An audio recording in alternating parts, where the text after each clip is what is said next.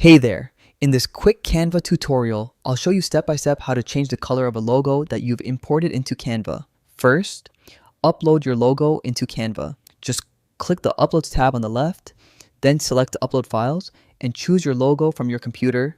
Now, drag your logo onto the canvas. Resize or center it however you like so it's easy to work with.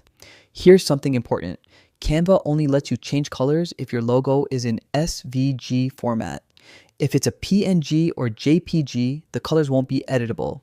So yeah, make sure it's SVG before moving on. Once your logo is in SVG format, click directly on the part of the logo you want to recolor. At the top toolbar, you'll see a color tile. Just pick a new shade from the color picker or enter your brand's hex code.